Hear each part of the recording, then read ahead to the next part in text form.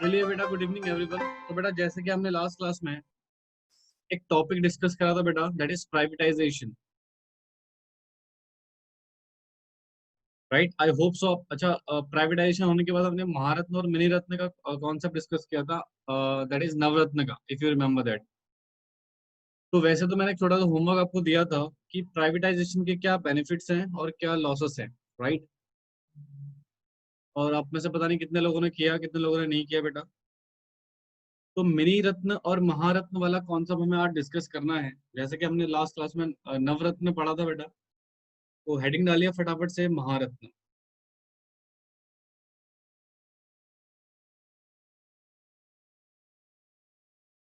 तो पहले नहीं, मैं कराऊंगा बेटा आपको। अभी मैं आपको कराऊंगा प्राइवेटाइजेशन के क्या लॉसेस हैं और क्या गेन्स हैं। फिलहाल आप इसको लिखिए महारत्न को। देखो, जैसे कि नवरत्न का स्टेटस बेटा कुछ 9 कंपनीज को दिया गया, तो वैसे ही बेटा 2009 में, इन 2009 में बेटा द गवर्नमेंट ऑल्सो स्टार्टेड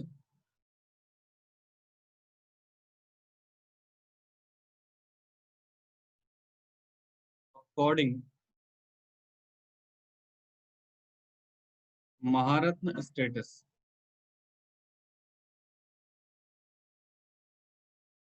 ठीक है जी। तो गवर्नमेंट ने एक और स्टेटस बनाया बेटा कंपनीज का, महारत्न स्टेटस। और इसमें थे the public sector undertakings having earned this status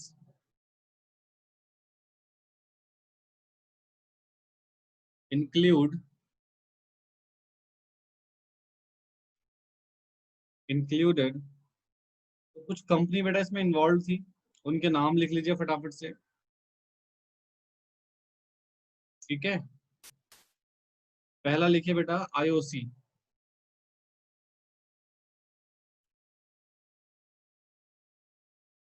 Indian oil corporation.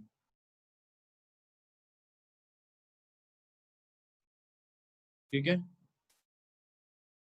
दूसरा लिखिए बेटा सीआईएल,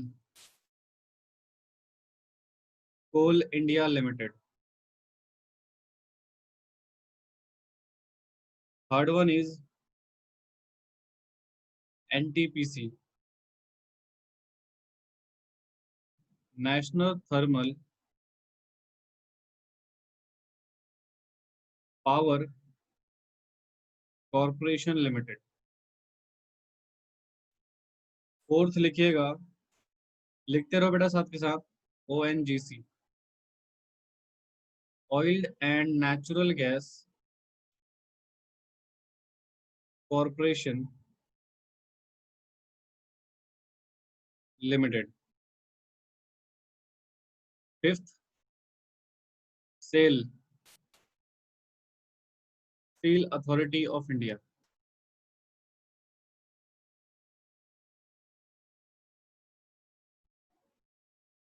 सिक्स है बेटा हमारे पास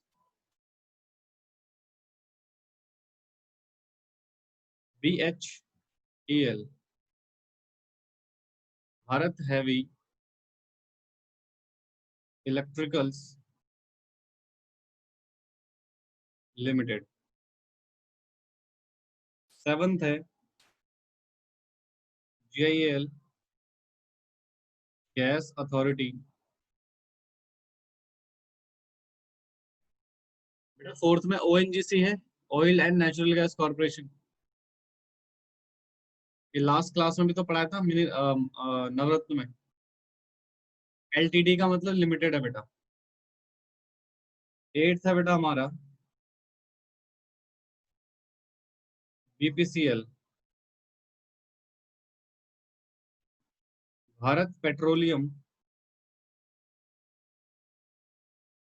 भारत पेट्रोलियम कॉर्पोरेशन लिमिटेड। ठीक है, तो ये 8 कंपनियां थी बेटा महारत्न के स्टेटस में, जहां पर बेटा आपने कुछ बेसिक नाम तो बेटा नवरत्न में ही डिस्कस किए थे। नहीं, नवरत्न के कंपनियों को बेटा हमने महारत्न का स्टेटस भी प्रोवाइड कर दिया था बेटा इन 2009 में, राइट। तो इन कंपनियों ने महारत्न का स्टेटस भी अचीव किया 2009 में। आईओसी बेटा, बस एक यहाँ पर आपने एक नाम देखा, ये कुछ नया है, ये आपका दैट इज उसमें नहीं था बेटा। और सेल अथॉरिटी बीएचएल भी था, ऑलमोस्ट सारे थे बेटा।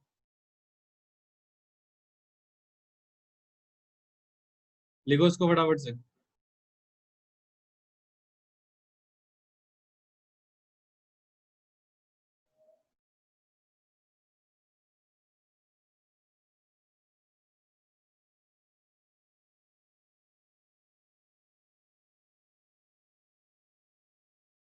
लिखो लिखो फटाफट। तो ये बेटा बेसिकली हमारे दो नाम,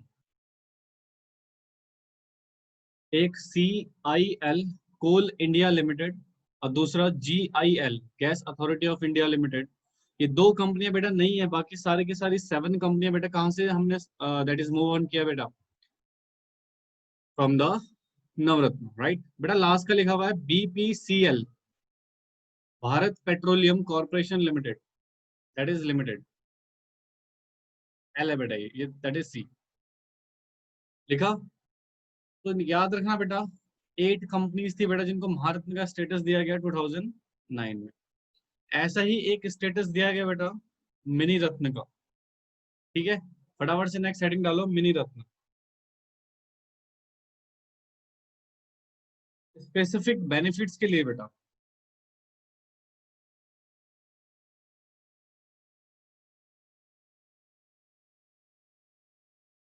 मिनी रत्नाज। अब इसमें कितनी कंपनी इंक्लूड थी बेटा वो भी लिख लीजिए फटाफट से।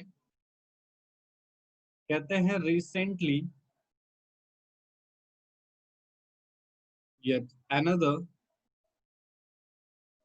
status called mini ratnas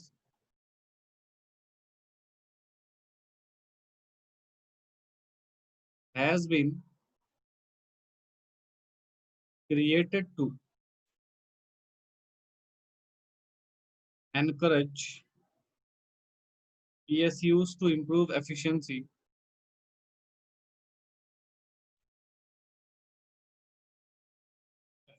and profitability। नहीं बेटा, तो 475 PSUs have been awarded mini ratnas status,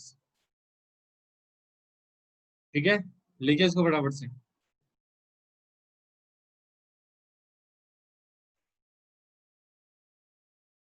हाँ बेटा बिल्कुल, इंडियन इकोनॉमी पढ़िए, प्रॉब्लम क्या है।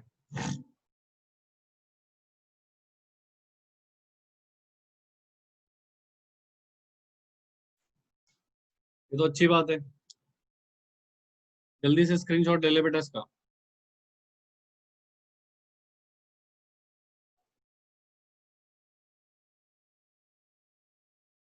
ले लिया,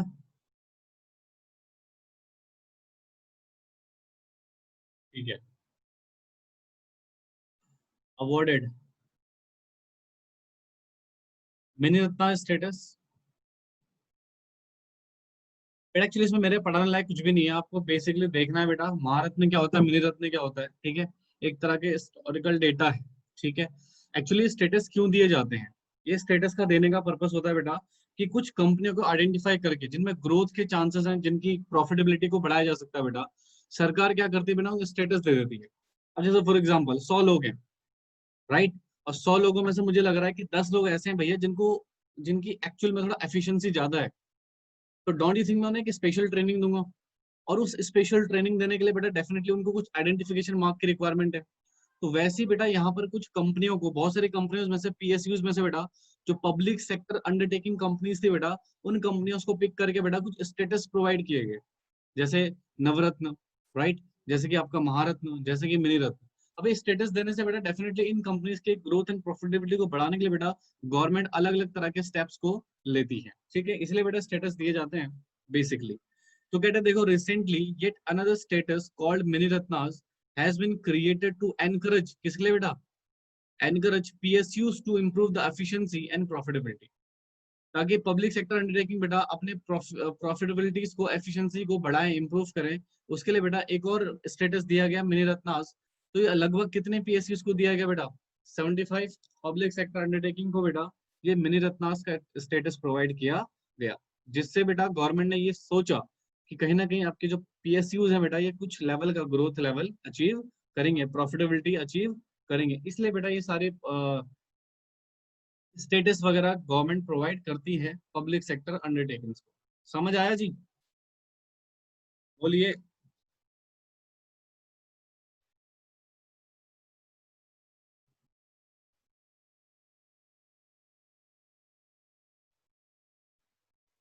ठीक है जी, और ये नोट कर लिया बेटा सभी ने, आ जाइए। आपका जो मोस्ट इंपोर्टेंट टॉपिक है बेटा, वैसे तो देखो पहले तो मैं आपसे उसको कुछ बेसिक सिचुएशन पूछूंगा, तो हेडिंग डालो obvious gain and imperative losses, losses और गेन ऑफ प्राइवेटाइजेशन। बेटा मैं आपका ओपिनियन जानना चाहूंगा, आपकी नजर में प्राइवेटाइजेशन के क्या गेन है और क्या लॉसेस है।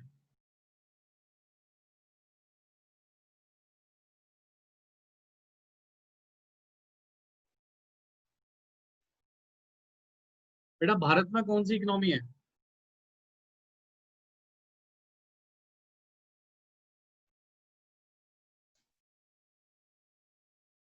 India basically use the concept of mix economy, right. Bharat में बेसिकली बेटा मिक्स इकोनॉमी का कॉन्सेप्ट है।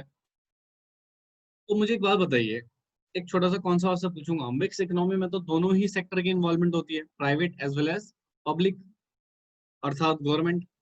अच्छा मान लीजिए हमारा जो मैक्सिमम पोर्शन है बेटा, हालांकि हमारी इकोनॉमी मिक्स है, एक मिनट बिल्कुल ध्यान से इधर देखो बेटा सारे के सारे, हम जो इकोनॉमी यूज करते हैं बेटा वो कौन सी इकोनॉमी यूज करते हैं बेटा, मिक्स्ड इकोनॉमी, जो बेसिकली बेटा इन्वॉल्व करती है दोनों पब्लिक सेक्टर और प्राइवेट सेक्टर। बट फिर भी बेटा हमारे देश में मैक्सिमम जो सिनेरियो था बेटा वो किसके हाथ में था, पीएसयूज के हाथ में।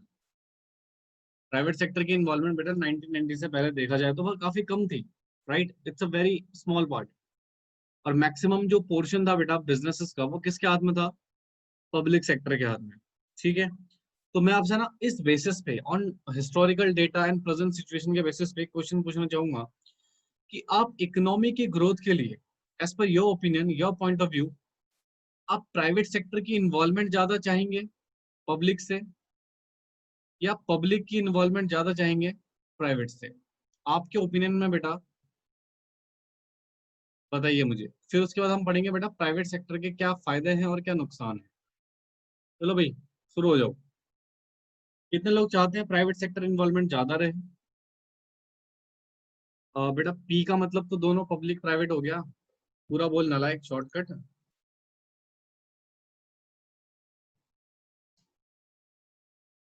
बेटा मैं एक का पूछ रहा हूँ, वो तो है ही, पब्लिक की रहे।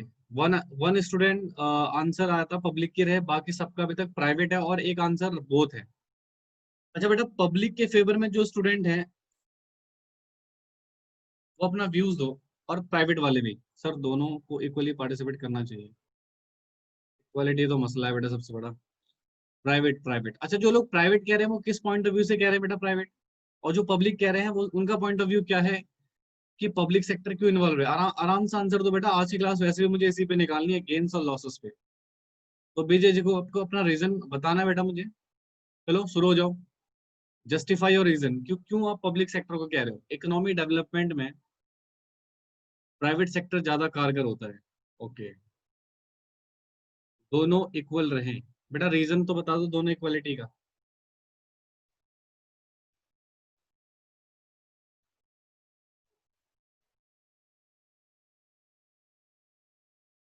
कमान बताओ, जो तुम्हारे दिमाग में आ रहा है बेटा बताओ मुझे फटाफट से।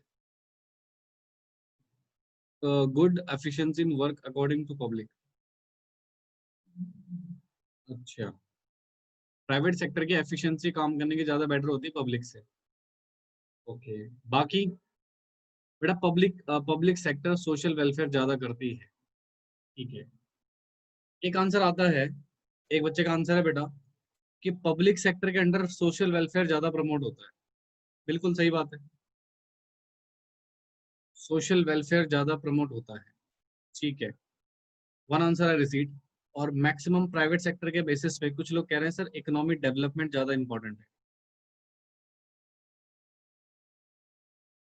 और डिसिप्लिन रहता है और गुड एफिशिएंसी होती है। ओके भैया, पब्लिक सेक्टर सोशल वेलफेयर ज्यादा करता है, private sector more efficient than public sector. Okay. Okay, efficiency because in economic development private sector provide quality of work. Private sector quality of work देता है। Okay, oh my god. एक बच्चे का answer है the private enterprises generate high profits and help to improving the quality of product, increasing the quality of output, countries तो GDP growth is rate high. Okay, economically ज्यादा efficient है private sector. बेटा सार्थक, सिर्फ आपका answer आया public sector में, बाकी सब तो इसी के फेवर में हो रहे हैं। मेजोरिटी जा रही है भाई साहब प्राइवेट सेक्टर की ओर। तो बेटा अगर आप जो बच्चा प्राइवेट सेक्टर की बात कर रहा है फिर सोशल वेलफेयर कैसे कराएंगे? Advancement opportunity job in private sector. हाँ जी, मान लीजिए प्राइवेट सेक्टर की आप बात कर रहे हो, फिर सोशल वेलफेयर कैसे प्रमोट होगा? बेटा तो अभी जो करंट सिचुएशन चल रही है हमारे देश में जो करंट सरकार चल रही है बेटा, वो तो सारे इकोनॉमी के सारे सेक्टर्स को प्राइवेट करना चाह रही है। तो depend on the situation, equal चले दोनों। तो इस सिचुएशन में क्या सही है? पब्लिक सेक्टर नहीं होगा तो गवर्नमेंट का कंट्रोल ही नहीं होगा। चलिए, ये बहुत सारे बच्चों का कंसर्न रहता है कि अगर पब्लिक सेक्टर नहीं रहेगा तो सरकार अपना कंट्रोल खो देगी। बेटा एक बात बताता हूँ, ध्यान से सुनना। आपने सेंट्रली प्लान्ड इकोनॉमी पढ़ा होगा और मार्केट इकोनॉमी पढ़ा होगा 11th क्लास में। याद करो, वहां पर मैंने आपको बताया था कि दो सिनेरियो होते हैं, एक तो इकोनॉमिक में प्रोडक्शन और इकोनॉमिक ग्रोथ।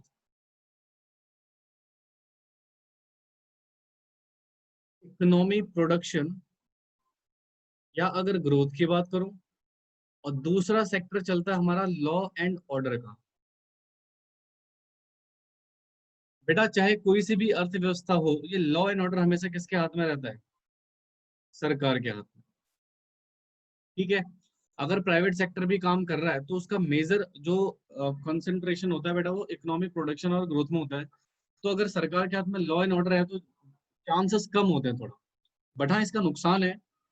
एक सबसे बड़ा जो ड्रॉबैक है बेटा पब्लिक सेक्टर का, वो है बेटा पब्लिक सेक्टर को ज्यादा डोमिनेशन देने से आपने ये फील किया करप्शन बहुत ज्यादा बढ़ा है।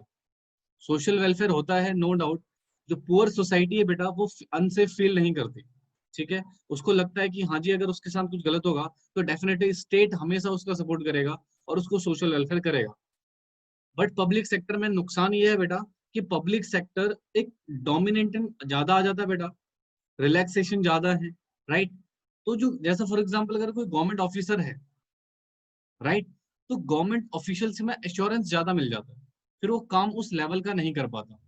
सोशल वेलफेयर है is a positive point, but the negative point is that sir सबसे पहला पॉइंट तो ये आता है कि इकोनॉमिक ग्रोथ स्पीड नहीं बढ़ पाती, रीजन बीइंग क्योंकि उतना एफिशिएंट मैनेजमेंट नहीं होता।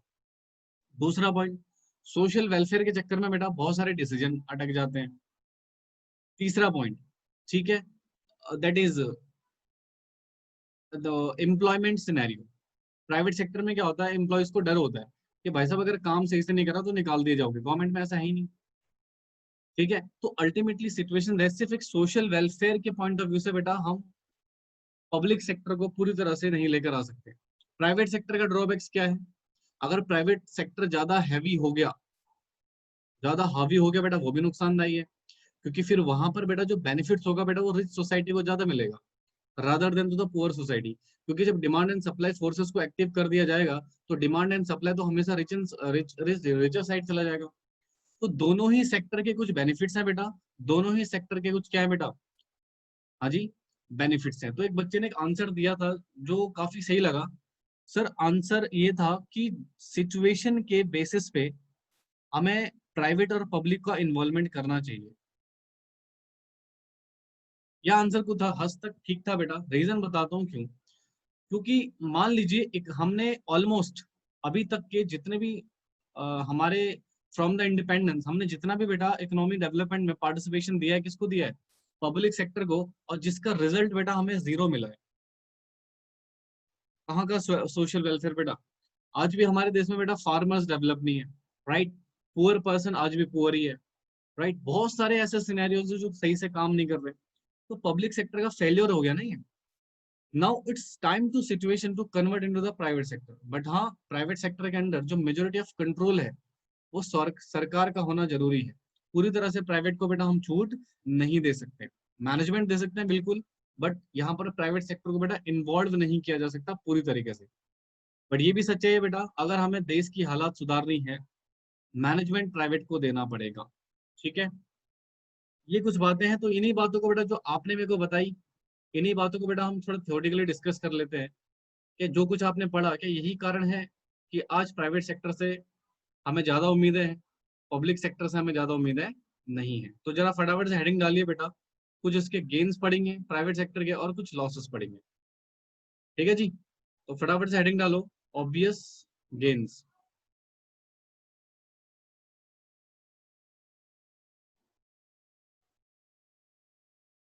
मिटा देता हूँ बेटा, एक minute.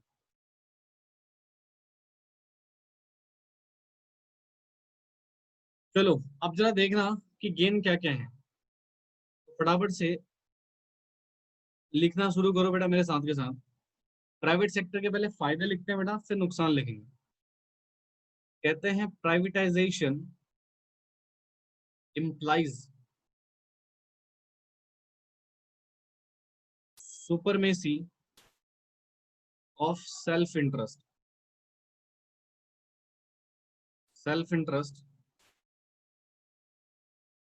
over social interest।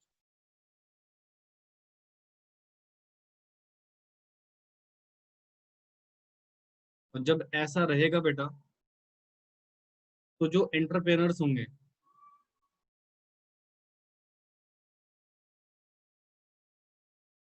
Work with 100% commitment and efficiency,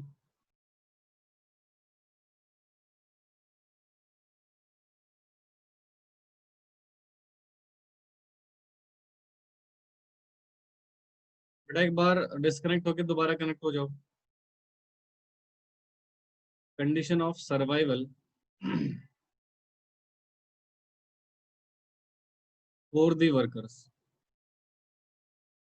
ठीक है, this is the first situation. Second लिखिए, प्राइवेटाइजेशन एक्सेप्ट्स प्राइवेट एंटरप्रेन्योर, या एंटरप्राइज लिखो,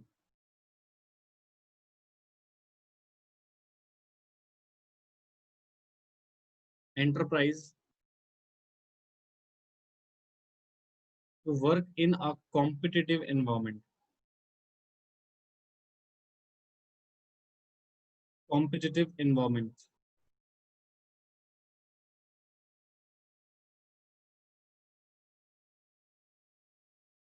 तीसरा, privatization promotes diversification of production.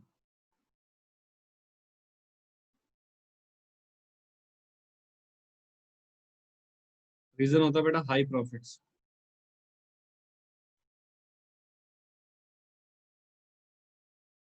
और जो प्राइवेट सेक्टर है बेटा, प्राइवेटाइजेशन प्रमोट करता है कंज्यूमर सोवरेनिटी, कंज्यूमर सोवरेनिटी,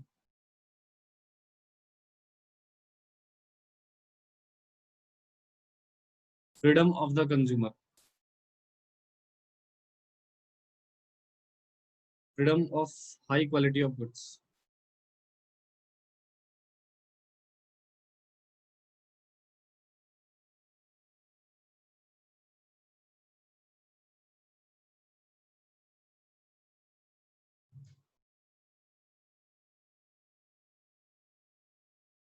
लिखो जी।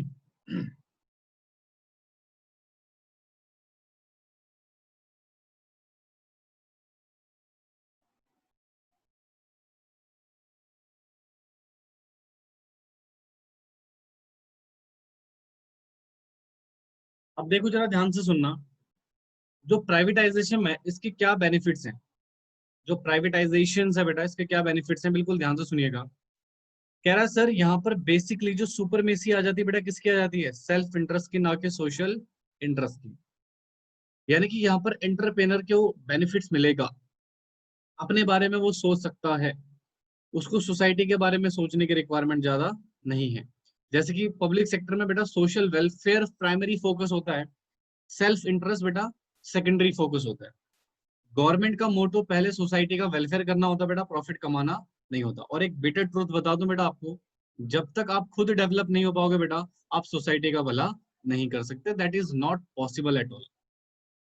तो सेल्फ इंटरेस्ट जब मिलेगा, तो जो प्राइवेट एंटरप्रेन्योर्स हैं बेटा, जो काम कर रहे होंगे बेटा, डेफिनेटली वो 100% कमिटमेंट के साथ काम करेंगे, उनकी एफिशिएंसी बढ़ेगी बेटा, और सर्वाइवल ऑफ द वर्कर भी बढ़ेगा यहाँ पे। तो अल्टीमेटली सिचुएशन इज दैट, अगर मान लो मैं अपने, जैसे फॉर एग्जांपल मेरा बिजनेस है, मैंने कोई बिजनेस शुरू किया, अब उस बिजनेस में सरकार का इंटरफेरेंस है, सरकार कहती है भैया पहले आपको सोसाइटी के बारे में सोचना पड़ेगा, देन आप अपने बारे में सोच सकते हो। तो बेटा मैं सोशल वेलफेयर ही करता रह जाऊंगा बेटा, मेरा खुद का डेवलपमेंट तो होगा ही नहीं, राइट। तो यहाँ पर मैं अपनी 100% कमिटमेंट शो नहीं करूंगा बेटा। विद द पॉइंट बीइंग, अगर सरकार मेरे को फ्री छोड़ दे, बोले भैया अपना अपने इंटरेस्ट के बारे में सोचिए सबसे पहले आप, then you will have to decide for the society as well. तो जब मुझे लगेगा यार मेरा प्रॉफिट ज्यादा है, तो मैं ज्यादा 100% कमिटमेंट के साथ काम करूंगा, जिससे डेफिनेटली बेटा वर्क लेवल क्या होगा हमारा, बढ़ेगा। पहला पॉइंट कहता है privatisation except private entrepreneur in the work of competitive environment. Privatisation के अंदर बेटा एक इन्वायरमेंट क्रिएट होता है कि हर किसी को एंट्री मिल जाती है काम करने की, और जब हर किसी को एंट्री मिलती है बेटा काम करने की, तो क्या बढ़ता है बेटा, कंपटीशन। और जब कंपटीशन बढ़ेगा बेटा, मुझे एक बात बताइए कि एक पर्सन होगा बहुत सारे पर्सन होंगे, और जब कंपटीशन बढ़ता है तो सबसे ज्यादा बेनिफिट किसका होता है बेटा, कंज्यूमर का, क्योंकि प्राइस में कंट्रोल रहता है बेटा। अगर मोनोपोली होगी फिर तो दिक्कत है, अगर किसी प्रोडक्ट की मोनोपोली होगी फिर तो प्राइस में कंट्रोल आ गया ना बेटा, और अगर कंपटीशन, हाँ फिर तो प्राइस में कंट्रोल ही नहीं रहा, फिर तो प्राइस हमारा फ्लक्चुएट करेगा डेफिनेटली। फिर कहता है privatisation promote the diversification of the production, high profits के लिए।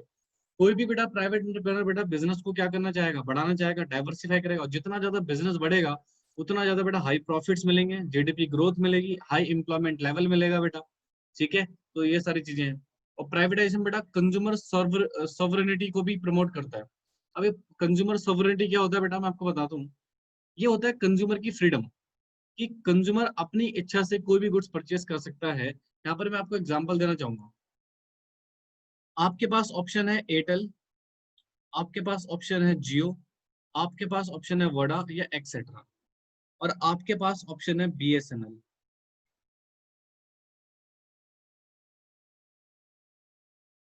इधर देखो, अगर आप पब्लिक सेक्टर की बात करो, तो अगर किसी कंज्यूमर को बेटा नेटवर्क यूज करना, वो सिर्फ किसका करेगा बेटा, बीएसएनएल का।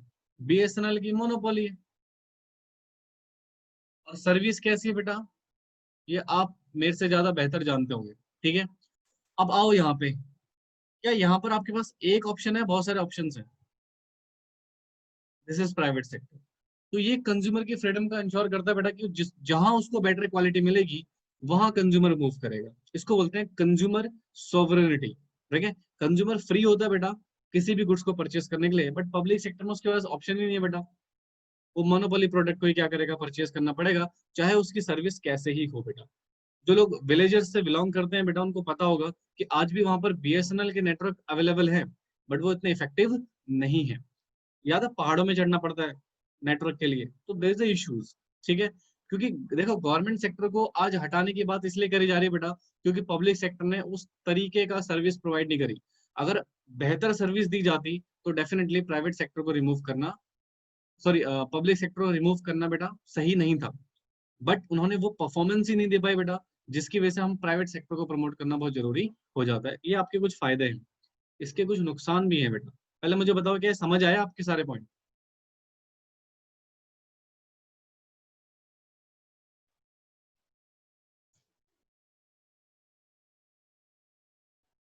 हाँ जी, क्लियर हुआ सभी के, एवरीवन?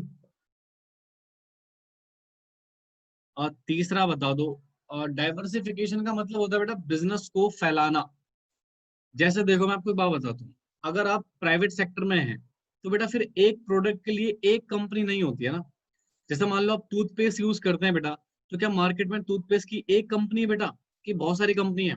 बहुत सारी कंपनी है। जैसे डाइवर्सिफाई हो जाता है बेटा बिजनेस, और बिजनेस डाइवर्सिफाई जितना ज्यादा होगा बेटा, उतना ही बेटा बेनिफिट होता है ग्रोथ लेवल में, उतने ज्यादा आपको हाई प्रॉफिट्स आते हैं।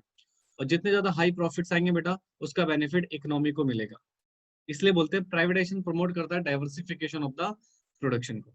ठीक है, जैसे बीएसएनएल है बेटा, गवर्नमेंट का कोई भी उपकरण है, एंटरप्राइजेस है, वो उतना डाइवर्सिफाई नहीं हो पाता है। ठीक है, क्योंकि गवर्नमेंट को वहां पर पैसा लगाना, गवर्नमेंट के पास बेटा लिमिटेड फंड्स होता है, वो डेवलपमेंट करे, पैसा अपने पीएसयूज में लगाए, कहाँ कहाँ पे लगाए। ठीक है, और इनकी खुद की परफॉर्मेंस बेटा बहुत पिछड़ी हुई है। अब आते हैं सर इसके नुकसान क्या है प्राइवेटाइजेशन के, तो लिखो।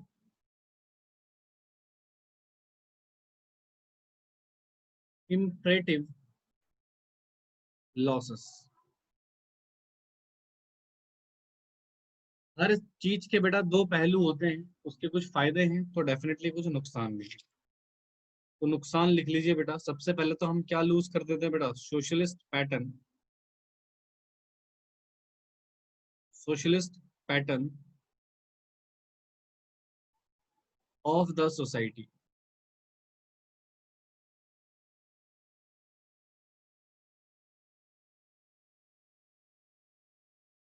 Is left to survive only as theoretical possibilities. Private sector में बेटा सोशल वेलफेयर के लिए कोई खास जगह नहीं है। दूसरा, privatisation encourage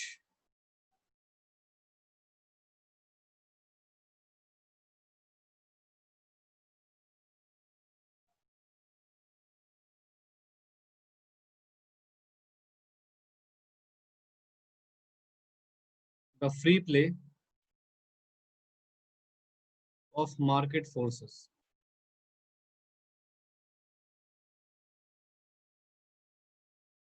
but in this process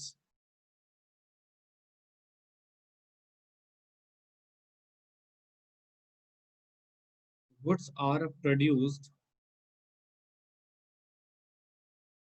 only for those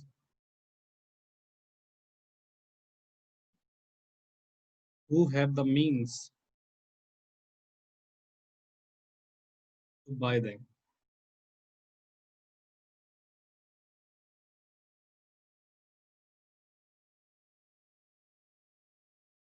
लिखो जी, ये वैसे पहले भी आपने लॉजिक पढ़े हुए हैं बेटा, ये बड़े बार देख लीजिए। तो बेटा यहाँ पर सोशलिस्ट जो पैटर्न होता है सोसाइटी का, उसको बेटा हम डेफिनेटली एक थ्योरेटिकल पॉसिबिलिटी रह जाएगी बेटा, यानी कि सिर्फ वो मात्र किताबी ज्ञान रह जाएगा बेटा। प्राइवेटाइजेशन के कॉन्सेप्ट में बेटा सोशलिस्ट पैटर्न का कोई प्लेस नहीं है। वहां पर पूरी तरह से बेटा कैपिटलिज्म है। Capitalism is in sense the profit highs, they always promote maximum profits. वो हमेशा बेटा किसको प्रमोट करते हैं, मैक्सिमम प्रॉफिट्स को। ठीक है, और दूसरा ड्रॉबैक है बेटा कि यहाँ पर जो फ्री प्ले मार्केट फोर्सेस होते हैं वो एक्ट कर रहे होते हैं, और free play of market forces में प्रोडक्शन बेटा उन्हीं के लिए किया जाएगा जिनकी डिमांड्स हाई होंगी, और जहाँ पे डिमांड्स हाई होते हैं बेटा वहाँ पर प्राइसेस क्या हो जाते हैं, बहुत ज्यादा हाइक हो जाते हैं। ठीक है, तो ये कुछ बेसिक नुकसान है बेटा प्राइवेटाइजेशन के। ठीक है, losses you can say, but देखा जाए तो प्रॉफिट्स एंड लॉसेस दोनों ही है। सिचुएशन है, डिपेंड करती है कि किस तरीके से आपको इन सब चीजों को अडॉप्ट करना है। समझ आया बेटा ये?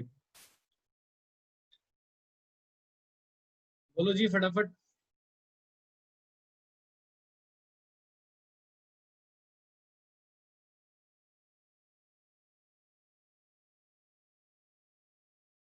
किसी को कोई डाउट है किसी पॉइंट को लेके?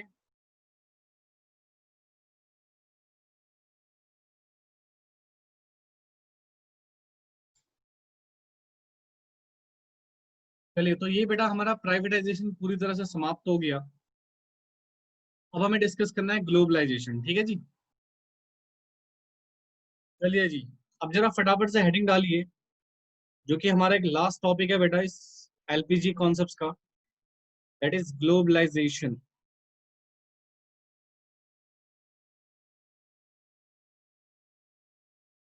ग्लोबलाइजेशन क्या होता है सर? देखो, ग्लोबलाइजेशन से पहले बेटा एक छोटा सा कॉन्सेप्ट मैं आपको समझाना चाहूंगा। छोटा सा कॉन्सेप्ट हम डिस्कस करेंगे बेटा, एंड आई होप सो कि आपको पता हो ये कॉन्सेप्ट।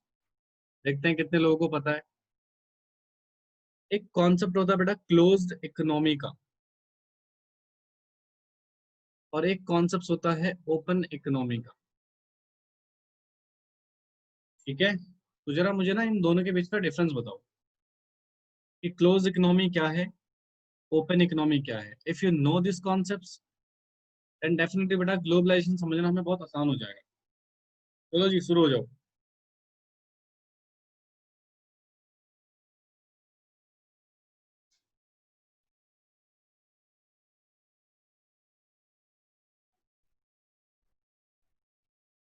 सर ओपन में इंटरनेशनल ट्रेड होता है, क्लोज में नहीं होता। अच्छा, और कोई?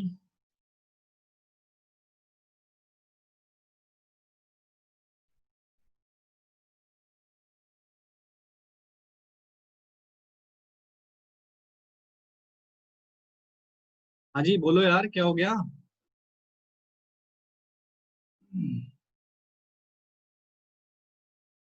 क्लोज इकोनॉमी मतलब जो ओपनली नहीं होता, सो नहीं होता, क्लोज आउटसाइड इकोनॉमी है। नहीं, हालांकि आसपास भी नहीं है तो आंसर कोई बात नहीं। बाकी बच्चे?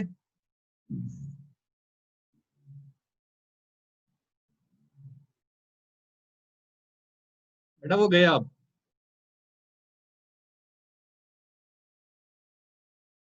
अंजलि, बेटा आपका रिप्लाई आंसर नहीं आया। गगन, सार्थक, क्या करो तुम लोग?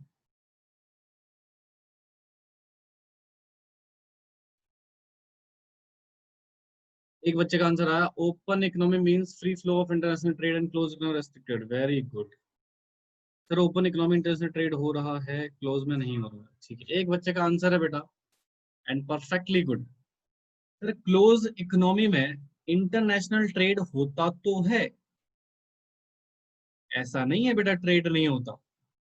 ट्रेड होता है, बिल्कुल होता है, बट इस ट्रेड में लगी होती है restricted, restrictions you can say. Restricted trade होता है बेटा ये, इसको आप ये भी कह सकते हो रेस्ट्रिक्टेड ट्रेड। ठीक है, तो ये ऐसा नहीं बेटा इसमें ट्रेड नहीं होता, बिल्कुल ट्रेड होता है भैया। ओपन इकोनॉमी में जो इंटरनेशनल ट्रेड होते हैं जी, वो होते हैं अंडर द फ्रीडम, यानी कि फ्रीली ट्रेड। ठीक है, अब जरा ध्यान से सुनिएगा। तो सर इंटरनेशनल ट्रेड का मतलब तो आपको पता ही है बेटा, एक्सपोर्ट और इंपोर्ट। ये तो पता ही है ना, एक्सपोर्ट और इंपोर्ट। तो सर जिस इकोनॉमी में एक्सपोर्ट इंपोर्ट बेटा फ्रीली ट्रेड नहीं होते, उनके ऊपर गवर्नमेंट की बहुत सारी दे जहाँ के रेस्ट्रिक्शंस लगी रहती है बेटा, उसको हम क्लोज्ड इकोनॉमी के नाम से जानते हैं। और ओपन इकोनॉमी का मतलब होता है इंटरनेशनल ट्रेड होंगी, फ्रीली ट्रेड होंगी। अब देखिए, इसमें बेटा हमारी जो इकोनॉमी होती है वो पूरी तरह से बेटा वर्ल्ड इकोनॉमी से कनेक्टेड नहीं हो पाती है, जुड़ नहीं पाती है। बट जो ओपन इकोनॉमी होती है बेटा, उसमें हमारी इकोनॉमी वर्ल्ड इकोनॉमी के साथ काफी अच्छे तरीके से कनेक्ट हो जाती है। अगेन बेटा, क्लोज इकोनॉमी के अपने कुछ बेनिफिट्स हैं, अपने कुछ नुकसान है बेटा। ओपन इकोनॉमी के अपने कुछ बेनिफिट्स हैं, अपने कुछ नुकसान हैं। मैं आप ही के एक कॉन्सेप्ट से एक एग्जांपल देना चाहूंगा। आई होप सो आपने मूवी देखी हो बेटा, एवेंजर मूवी देखी है आपने? एवेंजर में बेटा एक पर्सन होता है ब्लैक पैंथर, ये पता होगा तुम्हें पक्का। ब्लैक पैंथर कहाँ से होता है बेटा? युगांडा, युगांडा से होता है। अबे मर गया, ठीक है, मूवी में तो बता मुझे ना लायक। युगांडा से होता है ना, वकांडा युगांडा जो भी है, वकांडा। ठीक है, मैं नहीं देखता भाई इतनी मूवियां। अब जरा ध्यान से सुनना, जो वकांडा से होता है बेटा, वो अब एक बात बताइए, उनके पास एक बहुत बढ़िया टेक्निक होती है वहां उस मूवी में देखा गया है बेटा, वाइब्रेनियम। एक बहुत जबरदस्त टेक्निक होती है वाइब्रेनियम बेटा उनके पास। बट वो पूरे दुनिया से उसको छुपा के रखते हैं। और अपनी जो अर्थव्यवस्था होती, इवन उनको देश ही छुपा हुआ होता है बेटा पूरा, किसी को पता ही नहीं होता बेटा। उनके पास कुछ पर्टिकुलर वो भी है जिससे कहीं ना कहीं अर्थ को प्रोटेक्ट किया जा सकता था, अगर वो शेयर करते उस टेक्नोलॉजी को तो। अगर वो वर्ल्ड के साथ उस टेक्नोलॉजी को शेयर करते, देन डेफिनेटली कहीं ना कहीं बेटा उसका बेनिफिट्स मिलता बेटा औरों को भी। उन्होंने उस अर्थ के बेनिफिट्स को खुद ही लिया, एक्चुअली निकला तो अर्थ से था ना बेटा। और अर्थ किसी एक पर्सन के तो है नहीं बेटा। अब जैसे फॉर एग्जाम्पल, जहां पर बेटा जो गल्फ कंट्रीज है जहां पर ऑयल निकलता है, कल को वो बोले कि हम ऑयल किसी को प्रोवाइड ही नहीं करेंगे, तो क्या ये बिल्कुल सही है क्या? नो। ठीक है, तो the point being is that sir, situation ये है कि सर जब तक आप ओपन इकोनॉमी प्रमोट नहीं करेंगे, तो आपके जो धरती पे आपके देश में जो कुछ बेसिक स्पेसिफिक प्रोडक्ट निकलते हैं, स्पेसिफिक प्रोडक्ट पे सिर्फ आपका राइट कैसे हो सकता है? उसको तो आप वर्ल्ड के साथ शेयर करेंगे ना बेटा, क्योंकि अर्थ किसी एक की तो है नहीं बेटा। अर्थ थोड़ी डिवाइडेड है, वो तो हमने डिवीजन क्रिएट कर दिया बेटा। तो कहने का मतलब है सर, ओपन इकोनॉमी में क्या होता है कि आप आसानी से अपनी टेक्नोलॉजी किसी और के साथ शेयर कर सकते हैं, वो अपनी टेक्नोलॉजी आपके साथ शेयर कर सकते हैं, जिससे कहीं ना कहीं ग्रोथ के चांसेस क्या होते हैं बेटा, बढ़ जाते हैं। भारत की सरकार को 1991 में रियलाइजेशन हुआ कि भारत की जो इकोनॉमी हमने रेस्ट्रिक्टेड कर दी है बेटा वर्ल्ड के लिए, ठीक है, अब उसको ओपन में कन्वर्ट करने का टाइम आ चुका है। हमारी जो इकोनॉमी बेसिकली थी बेटा, वो क्या थी? Close economy. हमारे दे जहाँ के रेस्ट्रिक्शंस लगे हुए थे बेटा, याद है ना, परमिट वाली पॉलिसी थी बेटा हमारी, यानी कि आपको हर काम के लिए परमिशन लेना पड़ेगा सरकार से, तो दैट इज द रेस्ट्रिक्शंस। तो सरकार ने बोला कि अब कुछ बेसिक कुछ चीजों को हम स्पेसिफिकली रखेंगे जहां पर परमिशन का सिनेरियो हम डाल देंगे, बट मैक्सिमम सिचुएशन में ग्लोबलाइजेशन को प्रमोट कर दिया जाएगा। ग्लोबलाइजेशन बेसिकली बेटा ओपन इकोनॉमी की ओर एक कदम है, जहां पर हम अपनी इकोनॉमी को वर्ल्ड इकोनॉमी के साथ क्या करते हैं बेटा, कनेक्ट कर देते हैं। इसके बहुत सारे टूल्स हैं, प्रमोशन टूल्स है बेटा, किस तरीके से ग्लोबलाइजेशन को प्रमोट किया जाता है वो पढ़ेंगे हम आने वाली क्लासेस में। फिलहाल जो बेसिक कॉन्सेप्ट है बेटा वो यही है कि आप अपनी इकोनॉमी को ओपन इकोनॉमी बनाते हैं, तो इससे क्या होता है, आपका वर्ल्ड के साथ एक जुड़ाव हो जाता है। अगर आप वर्ल्ड के साथ नहीं जुड़ते बेटा, तो आपके देश में व्हाट्सएप आता, फेसबुक आता, राइट, और भी बहुत सारे प्रोडक्ट्स हैं बेटा, क्या यूज कर पाते? नहीं कर पाते। और इंडिया से भी बहुत सारे बेटा गुड्स बाहर जाते होंगे, डेफिनेटली वो भी यूज नहीं कर पाते। तो ये एक शेयरिंग है, एक शेयरिंग कॉन्सेप्ट है बेटा, जो आपके पास है वो हमें दो, और हमारे पास जो आप लो, दोनों ही बेनिफिट्स लेते हैं। दैट इज इंटीग्रेशन, जुड़ाव हो रहा है बेटा दो इकोनॉमिक्स का, इसको बोलते हैं ग्लोबलाइजेशन। एक बेसिक टर्म्स में अगर मैं बात करूं तो this is the basic concept of globalisation. समझ आया बेटा आपके?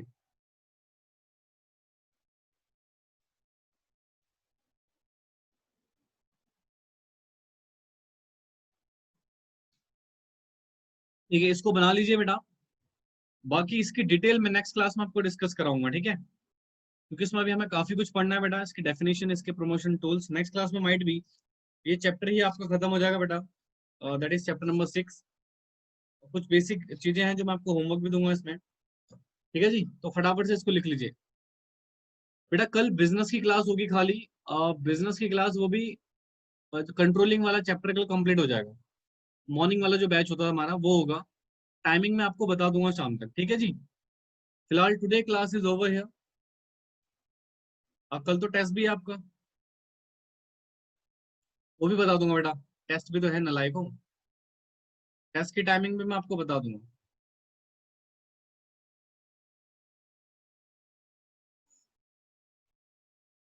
ठीक है। ठीक है जी, ओके बाय।